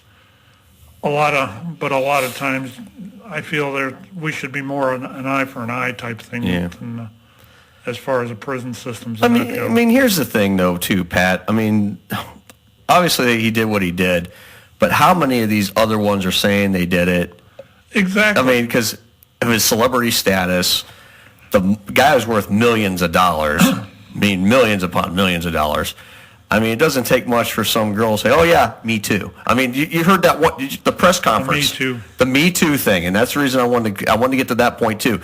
During the press conference after the conviction, the defense attorney, or not the prosecuting attorney on behalf of the one girl that won the case, it all was the hashtag Me Too movement started going. And it's like, how many you're saying Me Too and none of it actually happened to you? I believe some probably happened to some. I'm not saying it didn't. But how many of them are actually just along for the ride? Speaking of stuff like that takes me back to, remember any of the John Demyonia trials? Oh, I remember that very clearly. He had people that, of course, this is kind of apples and oranges comparing. Yeah. But in that, I followed that trial fairly closely because of the fact he was an auto worker. Yeah, Ivan the Terrible is what they were calling him. And they thought he was Ivan, yeah. Right? And when it came down to it, they had convicted him. People were in court on the witness stand swearing that was him and that he was the one that did all those atrocities and everything. Right. And it turns out that he wasn't it. No. Not that these two compare in atrocities. But it's the same thing. But it's the old. You get people talking. It's the old thing that happened. You get a group of people, and they're just going to jump on the bandwagon and say, "Hey, oh yeah, that's it." They want their little 15 minutes of fame or whatever it is by coming off and saying, "Oh yeah, that was him," or "Yeah, he did this to me," or that. Yeah, well, look at what happened after, Harvey Weinstein got, Oh God. that's called another out. It seemed like every other day there was another celebrity enrolled in some kind of sex Oh God, scandal. that went on for every day for like 2 months. Yeah, it's every day. it's A like- new celebrity was being brought up as, oh, he molested me or he did this to me, or every day it was somebody new. I'm like, are you freaking kidding me? Come on. And think of how press-driven this whole thing was. Yep. That's the problem with the damn press today. I mean, everybody wants to get the news out. And you go back to the Trump fake news, but everybody wants to be first to get a story out there and say, oh, yeah, we got this breaking news. We got this breaking news. And whether they have all the facts or not, they don't have them. Yeah, because They just want to be the first to you got break the it. Deadline Hollywood, you got all these, online sites that, Yeah. have gotten a lot of, press because they do at times legitimate, reporting and good journalism. investigative reporting. But at the same time, they're also a megaphone for a lot of these guys because you look at, Right. like Kevin Spacey getting called out, which, Right, yes. still surprised the hell out of me. So many others, it just seems like, There was always rumors for years that the guy Spacey who played was... Elmo on Sesame Oh, yeah, Street was yeah, called Kevin out Flash, for yeah. this. Yeah, that killed his career. I mean, done. Well, even if you go back to the Pee Wee Herman days, I mean, He turned it around though. And Pee All Wee he- and all he Paul did- Rubens. What he did, he was getting his rocks off at a porno house. I mean, he was jerking it off at a movie theater. but he was in that same note on the other side of that coin. He was in front of millions of children. Yeah, I know. But you know what? Here's the funny thing. He's better off today than he ever was. He's still doing stuff. Yeah. He has like a one-man show in Vegas right now. Yeah, He does he's the Pee Wee doing Herman better uh, shit. now than he did back then. He even did another Pee Wee movie, for Christ's sake. Yeah. Wow. Pee Wee, some new, I don't know what the hell I never watched it. It was like a Netflix thing. Yeah. And And it wasn't like they really stopped showing the show after No, that. they They never- took it off the air for a year, then they But put then it they right brought it back, on. and then he started acting under his real name, Paul Rubens. Right. And he did some stuff. He did some movies. He did that. What was the name of that movie? You would know this, with the all the heroes. Where they were like superheroes, but they Mystery Men. Mystery Men. Thank you. Yeah, he did that. And then I mean, He did a game show for a while. Yeah, it didn't kill his career. I mean, he went on about his life, and now you don't even think about that stuff. I mean, that was 25 years ago that happened. I mean, you think of Pee Wee now, it's like, you don't even think about that now. I mean, it's not even really talked about in the news media at all these days. I mean, it's just... And he was caught red-handed with his hand on his schlong, jerking it off. And let's be Red-handed. honest, if you're going into a porn theater, Yeah. isn't that what you're expecting when you walk in? I think he might have got it on the screen and they got mad. Yeah, that's probably what happened, But I went to one of those once I was sitting there about 7 hours, but the screen started irritating my nose, so I couldn't. Yeah, I've been there, done that. You ever been to the art theater down here in Akron? No, I haven't. Oh, that was a horrible theater. But it was the only place you could go watch porn. Well, it's funny. I got a boss of mine about 10 years ago, good friend of mine. He's originally from Long Island, New York. Okay. Now he went to like Times Square when it was still really bad, and they had little porno houses at Times Square. Yeah. And he went there with his older brother once. He was just like barely 18, and he was walking through, and he's looking. He asked his brother, "Well, why are they hosing that booth out?" He goes, "Really? Think about it." Yeah, think about it. I wonder. Think about why are they hosing the booth out? But who? Whatever. You just have to. I'll tell you what. A lot of the fake news, if there is such a word, that just looking at what's happened on Facebook in the last year or two. Oh yeah. Since the election and around the election, all the data breaches and all that crap that they had. Oh sure, lots of it. And because of the fact that the one thing I heard the other day that Facebook is bringing out a new thing that it'll clear the Facebook cache. So they say. I love the fact that during the NBA playoffs, they took ad space out to say, we're going to make it right this time, Oh, yeah. and all that. Been there, done. But it just doesn't make it doesn't make it right. I was reading our Facebook Live. Ellie brought up a very good point. She's watching and Hi, listening. Ellie. She brought up a very good point. Cosby recently did a stand-up, and he was joking about the whole thing. And I guess a girl got up to go to the bathroom and get a drink. He goes, "Oh, you don't want to get drinks around me, sweetheart." On stage, he was joking about the whole Wow. thing. It's actually, I saw that story. There was a scene on an episode of the Cosby Show. You may have seen it, where he's talking about his special barbecue sauce. Oh yeah, they've been playing the hell out of that, talking about how he how actually the ladies is. love his barbecue Yeah. sauce and how it makes them go crazy for him and all that. And then they add like the creepy music to it. I want some of that barbecue sauce. You kidding me? Hey ladies, no, just kidding. But in all honesty, you're comparing that to the guy's character in real life. Okay, yes, it was his show, but he didn't write that show. He had writers on that show. Right. They wrote that shit. He didn't. He just acted. I'm sure he had some creative input on it, but still, you can't compare something he did on the Cosby Show about barbecue sauce to the man's actual character. Yeah, this is true.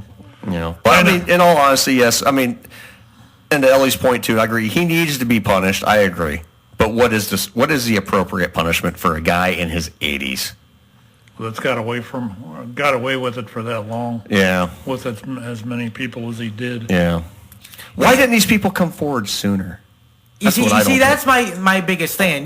Why did they wait so long to come forward? I mean, you can say, victim blaming themselves, or Sure. no one would believe them, and trust me, those are all legitimate. Without concerns. question. I mean, I'm not at all saying Without question. that anyone that comes up. But why now? Why now? Why after these years? After all this time, I go back to the Kevin Spacey one because that one sticks out to my mind. sure, because yeah, Kevin absolutely. Spacey's actually my favorite actor.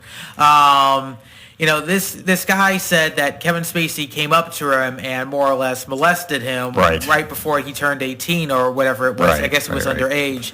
Why didn't he bring it up now? Why did he wait until after Harvey Weinstein and the several other Well, you think about it instances because he knew now it would get traction because of all the press with the other ones. That's why he did it now. No, why didn't he do it after Spacey won an Oscar? Yeah, or after House of Cards came out? Because with today's gossip news, that's pretty much dominant over legitimate, real news these days. That's why. Because the gossip news is taking over. Not so much fake news. It's all the gossip news is taking over.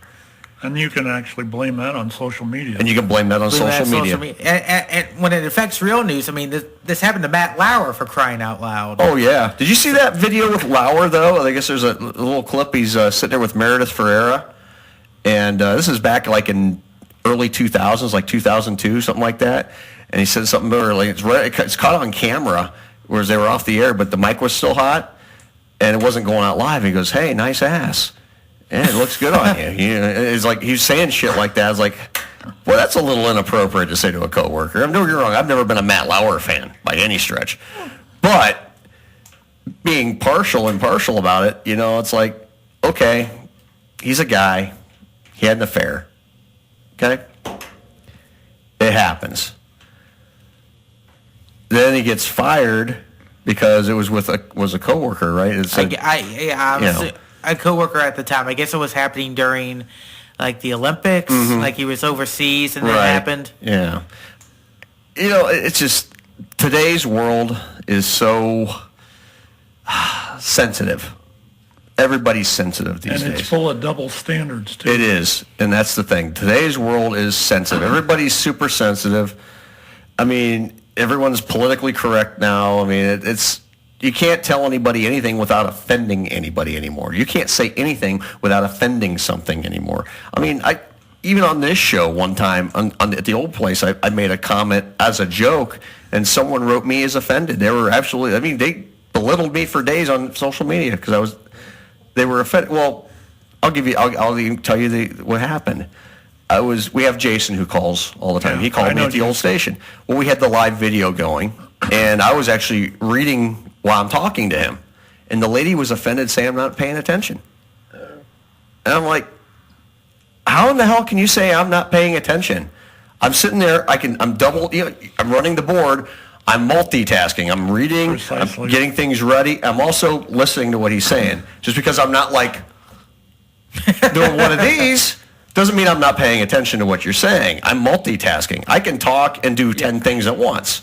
Now, and this lady called me out and called me everything in the book and started posting it all over my social media page that I was insensitive. And I was like, Jason's actually a pretty good friend of mine. Okay? So why would I insult him and not pay attention to his call?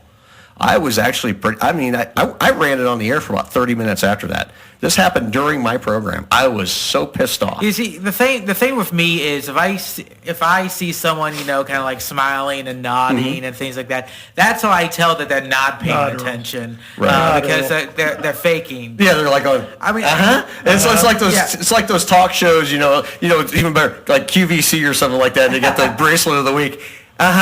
Yeah, this is great. And that's all you hear is Yeah. You gonna buy it or what? You gonna buy it? Okay, this is item J2555, and you can get this for $39 on that. You know what? It's. Like I said, we had the live video going because I ran a live. We had Facebook Live going, and this woman started just plastering all over my page, all over the station's page that I shouldn't be on the radio because I'm ignoring a guy with it's handicap. I was like, how am I ignoring the guy? I'm listening to him. I'm actually conversing with the guy, and I'm multitasking, trying to run a radio show. Yeah, that's while someone I'm on who the doesn't air. understand the medium. Yeah, Because that's you're like- not just sitting in front of a microphone talking to no one. You're doing, Because especially when you're in the big chair, you're doing things. Yeah. Except Pat now, he's leaning there relaxing. But Yeah, you got to make sure the levels are sounding. You got to make sure the show's on the air. But no, You gotta I mean, make like sure during when everything you're else- Are we when on you're- air? Yeah, but no, God, I hope so. you're checking things. You're making sure you're on the air. We're broadcast. You're checking your levels. You're answering the phone. Whatever you're doing, you're answering social media questions. I mean, there was a lot of things going on that night, and I'm ignoring. I was so pissed off by that. I'm like, are you kidding me? And that's just the whole thing about people that see stuff on social media and they start. I know I kind of took this on a tangent, but that's the kind of stuff that pisses me off because everybody's too damn sensitive today, and that's just my point. I agree. Well, it's 7:32 on the East Coast. Let's take a quick break here and come back for the last half hour. And Sounds like a plan. got a couple other things to talk about, surprisingly. And He's got to tell everybody about his porn career. that's right. I put.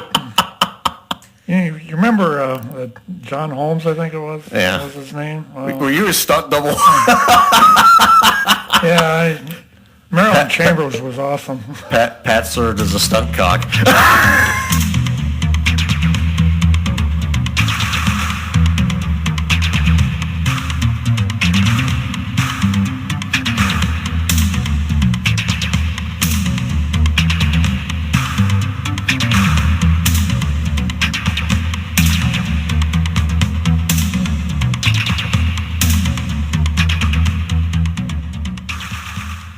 Hi, this is Dylan Thompson, and you're listening to our new SKO radio network. Stay tuned. Hey everybody, I am Debbie McKean from Some Kind of Radio Show. Make sure you tune in to our friend Ben every Monday from 6 to 9 p.m. on Ben and Friends. Guarantee you might find a friend. CQ, CQ, CQDX. Do you know what that means? If you'd like to find out, then tune in on Saturdays from noon to 1 to Ham Radio Heaven. I'm your host, Pat Morrow, and I'll be here to give you an insight into the wonderful world of amateur radio. That's Ham Radio Heaven, noon to 1 Eastern Time, heard exclusively on the SKO Radio Network. Hope to see you there, and 73.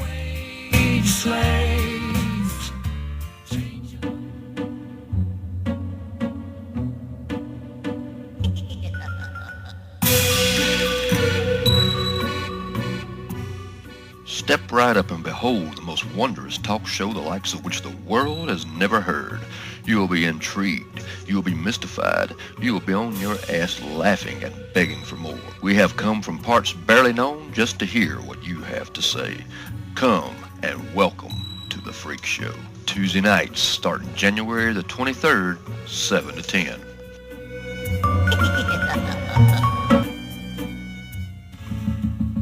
you a business owner? Are you looking to advertise? Are you looking for affordable advertising rates? Well, if you'd answered yes to these, then look no further than here at the SKO Radio Network. We here at the SKO Radio Network will put together a tailored advertising package for your business that will help generate more traffic and more revenue for you. If this sounds good to you and you'd like to hear more, give us a call at 234-706-5857. Again, that is 234-706-5857, and we'd be happy to assist you. Sports, the final frontier. These are the voyages of the starship Some Kind of Radio. Its weekly mission to cover all pro and college sports, to seek out your opinions and give you mine, to boldly go where no sports show has gone before. Wednesday nights, 7 to 10 p.m. Eastern, here on Some Kind of Radio. Call in at 330-871-4422. When Cousin Billy's cell phone just won't cut it anymore, contact M. Hague Photography for all your photographic needs. Weddings, family portraits, model shots, newborn and maternity photos, and so much more. If you want your memories to last, contact M. Hague Photography, where we believe that you are the key to beautiful memories. Call today, 330-430-9747, or email us at mhagephoto@gmail.com to book your memories with us today. Hey everybody, Eagle Scout here from The Freak Show, and you're listening to SKO Radio Network.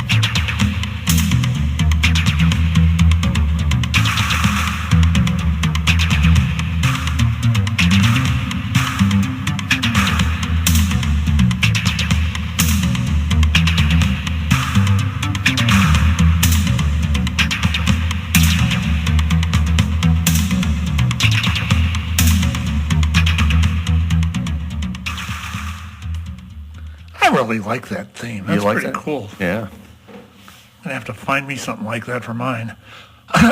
Anyway, we're back. A guy by the name of Don Peake wrote that. Really? Yeah. He did a lot of TV themes back in the 80s. That almost is reminiscent of that one. There was a '70s show with a similar. I don't talk Similar much. type of... Similar type of beat to it. Anyway, let's lighten things up for the last half hour here, and we can talk about the NBA playoffs. Yeah, absolutely. And my hero, Mr. LeBronto James. Yeah. What about that last shot last night? Oh my God. Good God. I don't think anyone else could make that kind of shot. God. Well, I watched that whole game. I went with my boss at my regular job, and I went over and saw A regular job? Yeah, I have a regular Damn. job. Yeah, I went with my boss, and then went to see a buddy of mine who works at the FOP Lodge. He's a bartender at the FOP, so he goes, "Yeah, come on down. We'll watch the game, and you guys have some beers or whatever." So we went over to the FOP Lodge, and I watched like 3/4 of the game before I headed out. I hit for 3:30 on Keno too. I was happy about that. But Sweet. yeah. So but anyway, so I went over there. We watched the game, and I'll tell you what, that damn Toronto team, they were playing physical, but they were playing dirty physical. Yeah, I saw that. And LeBron, you can see how pissed he was getting. I mean, what was the foul difference? I mean, I remember one point, I was like I think Toronto had like 16 fouls, and Cleveland's like 8. You know, I mean, it's like, are you kidding me? I mean, and they're just like bear hugging people, and they're not calling the damn foul. It's like, what the hell are they doing? You know, There was that was a dirty game. I think Toronto played very dirty, but it didn't pay off for them. in the third quarter. I watched probably most of the second and the third, and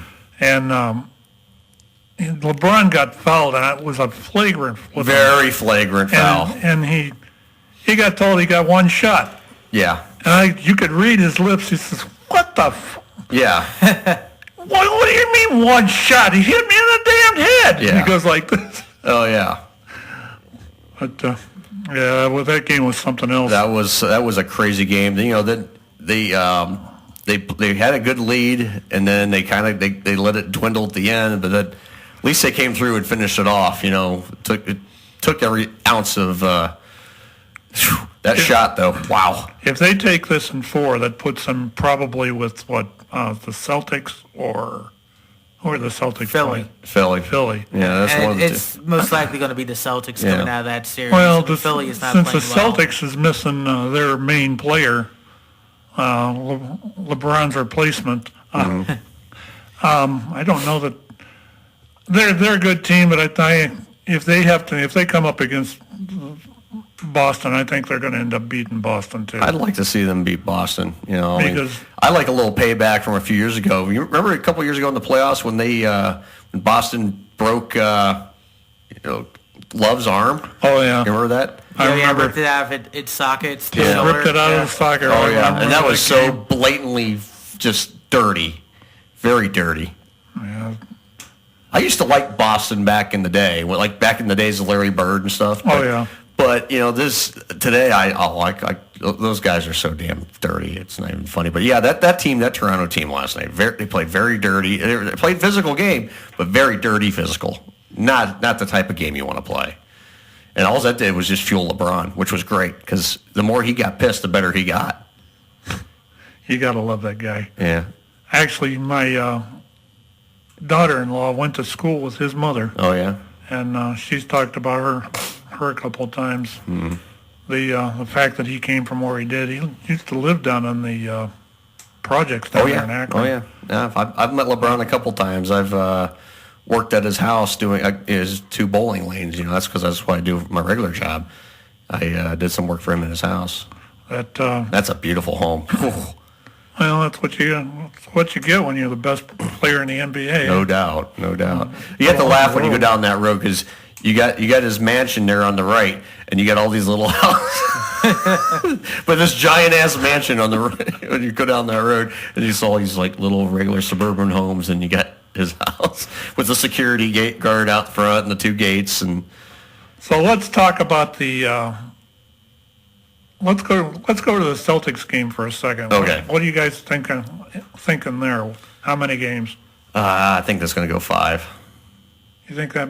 I think it's going to go 5. You think they'll win one? Huh? I think they're going to have one against. I think they're going to get one off of them. Yeah, Philadelphia is a good team. Definitely more advanced than I thought they were going to be in this whole process that they keep bringing up. I was not expecting them to be a good team at all this season, and they definitely in the second half of the season really. They came on strong. They had a 17-game win streak to end the season, something like that. Yeah, they ended it strong. Yeah, so they came out of nowhere, just win. Yeah, so I'll give them all the props, but they're not. I don't want to say they're not ready for prime time, but they're certainly not. I think they're running out of gas, too. Yeah, it's a young team. Their star player is playing hurt right now. He has that mask on, Joel Embiid. And they definitely peaked too soon because they won all those games, and I'm a firm believer of that. Yeah. Of peaking too soon, especially when you go into the playoffs. Oh, sure. So if they no doubt. if they had lost a handful of those last 20 games, right. They probably would be in a better spot now. Oh, without question. Question.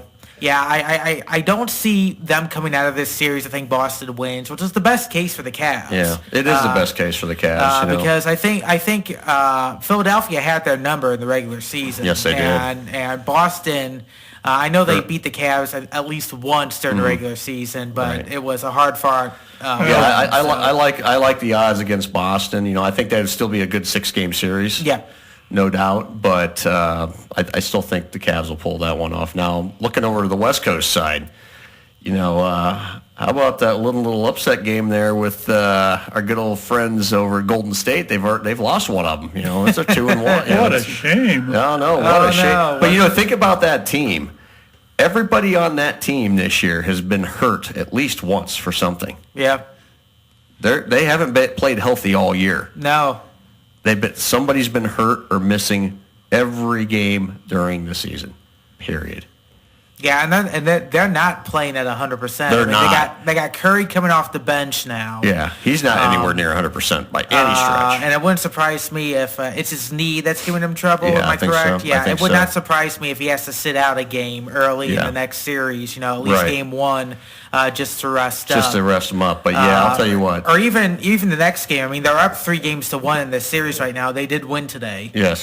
So wouldn't shock me if they had him sit for game Game 5 just to let them just rest. to rest, and then if they need him for Game 6, if the Pelicans do win, go from there. By the way, I love the fact that New Orleans team is called the Pelicans. I know, isn't that great? Every time I see them on TV, I just always think of that one scene from Scarface where he goes, "Come on, Pelican!" I always thought if I was in charge of like the graphics there, I would play that over the PA at least once during a home game. But, but yeah, I think the Warriors walk out of this one pretty much unscathed. Yeah, it's the next series that's obviously going to be Warriors versus Rockets. Oh, without question. And Houston's really tough. Come out of nowhere too. They're brutal this year. They're tough. That could be a hell of a series. That's going to be a hell of a series. That one, in my opinion, is going to go to 7 games. I think so too. It's going to go to 7 games, and I hope we're right. give the Cavs a good time for rest, because I think it's, obviously weirder things have happened in sports. The Cavs came back from a 3-1 deficit once and won it. So weird things can happen. So I don't want to put the Cavs in the finals right away. Right. But I think they have a good chance to make it in again. One step at a time. Yeah, it'll be LeBron's 8th, and obviously it's going to come up, so we may as well talk about it now. Where does LeBron go next year? Even if they win the championship, I do not see him staying in Cleveland. I really don't. I think he wants to at least make an attempt to see if he can play out west. I think he's going to go to the Western Conference. I think it's leaning towards L.A. For 3 reasons. One, I think he wants to prove that he himself can make a bad team a playoff contender, and right now the Lakers would be the best opportunity to do that. Oh, he proved that before with the Heat. He turned the Heat around. Yeah, exactly. He wants to play in a more dominant conference with more dominant teams. I mean, you have Utah, you have Houston, you have San Antonio, Dallas, all them. Obviously, the other California teams.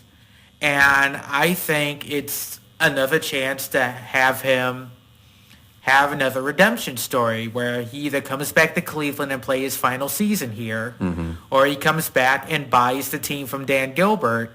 Oh, I could see that. I've heard rumors of that. I heard a great conspiracy theory earlier today that just made me smile because it makes all the sense in the world. He leaves Cleveland. That way Cleveland becomes a bad team again over the next couple of years. They win the draft lottery again, and since they're committed to getting rid of the one and done rule, they draft LeBron James Jr. out of high school. Oh, I can see it. Do you know that LeBron has said that he wants to play with his son in the NBA? Yeah, you see that Cleveland would be the best chance for it. Son's rookie year, his dad's final year. Right. Whether or not they win a championship or whatever. Yeah, that'd be interesting. And I think, you look at what LeBron's done as like a producer for like media projects, movies, TV shows. Oh, he's done a lot. He's done a lot. I think, he's never going to surpass Jordan in the minds of many as the greatest of all time. He won't. But Jordan ain't exactly the best owner in the world. No. As we've seen with the Charlotte Bobcats, now Hornets 2.0. Yeah. I think LeBron has a better mind for business. He's surrounded by people who are smart. Oh, he's a very sharp and smart businessman. I think if he were to buy the team from Dan Gilbert, he would be able to make it into a multi-championship winning team. I don't expect him to become owner and GM all at once, but he would be able to get the right kind of people. Well, he surrounds himself. That's one thing he does, and you're right, Casey. He's surrounded himself by winners. That's what he does. He surrounds himself around the best of the best, no matter what it is, whether it's in business or just people in general, as far as the people that help him on a personal level and people that work with him on anything. I mean, he surrounds himself with the best people. I mean, he's. Well, that's what you've done.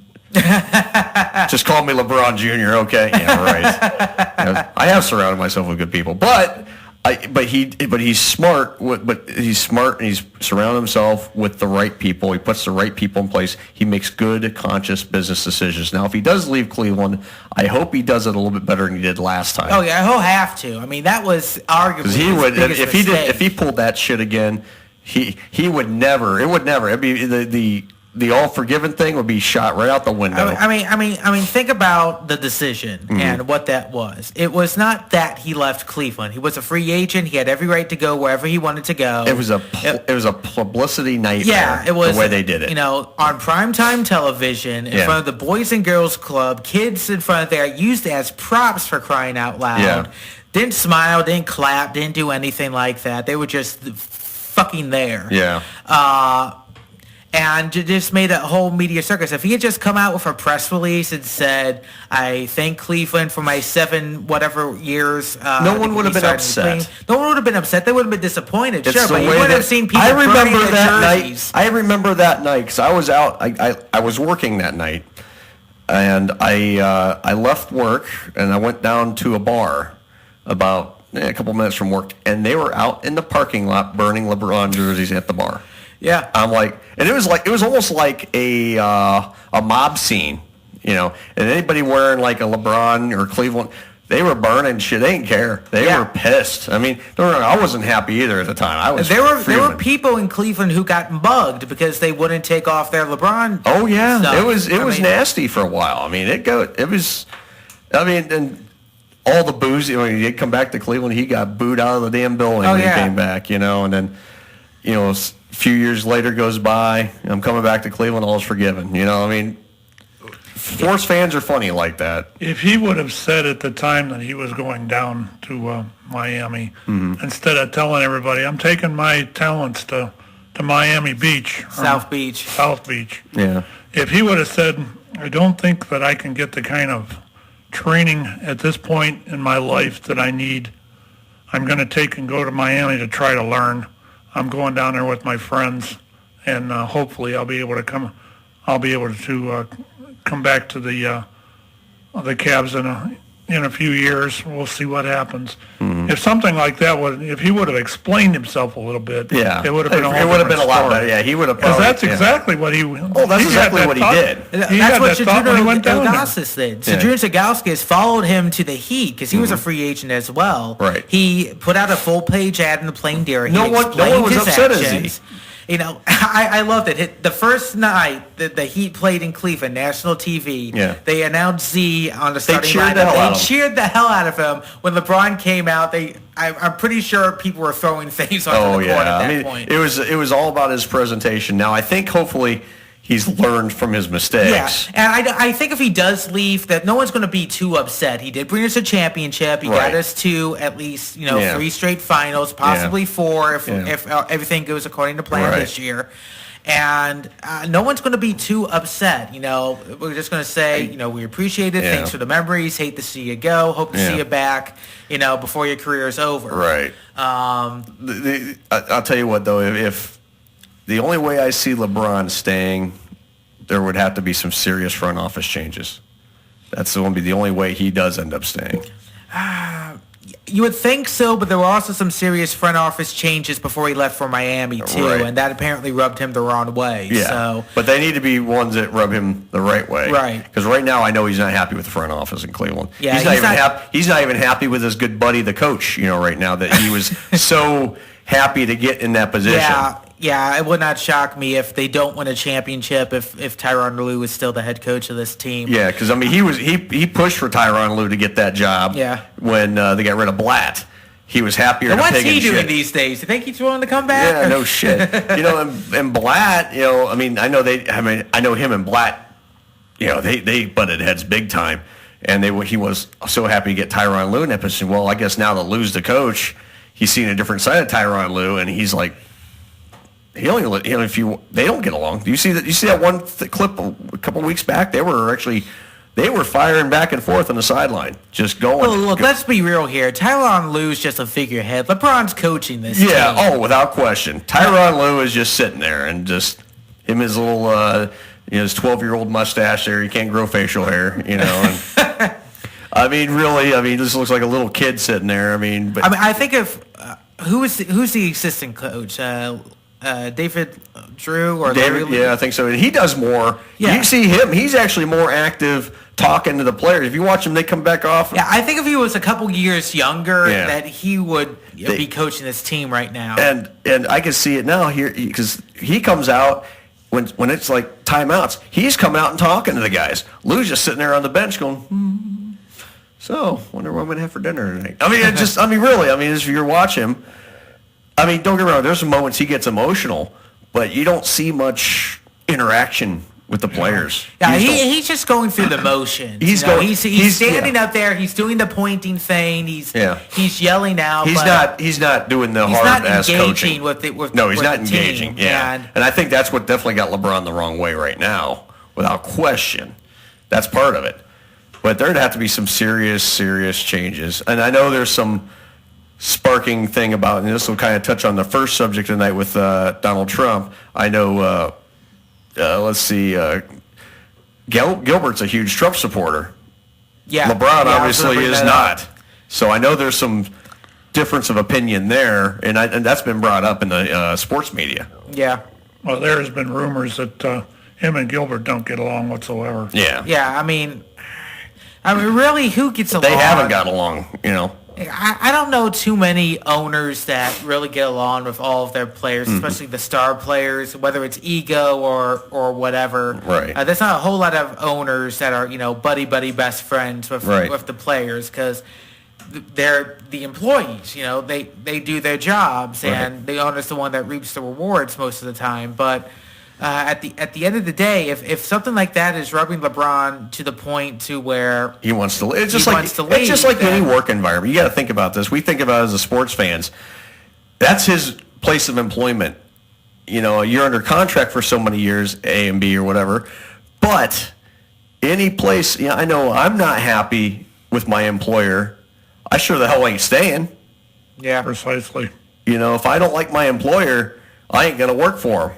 I'll take my talents down the road, so to speak. I'm just saying that out, it's just making a general comparison. Yes, they play a game for a living, but they still have, you don't know what goes on behind the scenes day in and day out. You don't understand, no one sees the day-to-day operations of basketball operations there. So your day-to-day employment, even my job, there's sometimes I've had some moments of disgust, from the face of it, people go, oh yeah, happy, but there's always those little moments where you have some disagreements with your employer, and whether it's sometimes it's, just a little argument or just something that goes on and on and on, we don't know. Yeah. So it's the same comparison, any of us that goes to work a job, and you can't stand your employer, you think you're going to stay there and work for that person? Hell no. Hell no. Don't you think, though, that I'm losing my headset here. Come on, quit that. Quit that, Earl. Quit that. Oh, sorry, Pat. Sorry. I know the porn thing and everything. I know. Forget that. Don't you think, though, that the Cavs front office has actually proved somewhat this year that they actually want a winner? Oh, yeah. Because of the fact of what they did at the, I heard that there was 28 players on trade day. Yeah. And 10 they of made them, some big moves. 10 of them were the Cavs. Yeah, they made some big moves. And you know what? And they still persevered and got through the season and ended up in the playoffs. They made some big moves this year. You better believe mid-season. That. And, so, yeah, they definitely proved they want to win. So I have no problem with what the front office did. It's like I wasn't happy when we got Isaiah Thomas. It's like he's damaged goods. And he didn't last the season. When they got Isaiah Thomas, he's hurt. Why would you want the guy? And they, And that guy they sent back to Miami, that Dwayne Wade. Dwayne Wade, yeah. When they picked him, I thought, man, that's Dwayne Wade would have been great 3 years ago, but not now. Yeah, not now. Well, it's almost 8 o'clock, so I think we're going to go ahead and close it up for this segment or this show. Thanks everybody for tuning in, and hope you enjoyed yourself. I know we had a pretty good time here. Yeah, this was fun. It was real fun. A good time. Stay tuned. In a month, the first week of June, is it? What's the first date of June? Someone said they were trying to call in, but they can't get through on the phone. Is the Skype on? I didn't see anything. Uh-oh. Ruh-roh, Raggy. We'll take one phone call if there is one. Let me check. Let me. Hello. Hello? Testing. 1, 2, 3. I don't see anything on the screen. just try dial and make sure the phone is ringing. La da da. Yeah, it's da, okay. da, da. Yeah, see, it got through. Well, for some reason, the phone is working, so hopefully everyone was calling the correct number.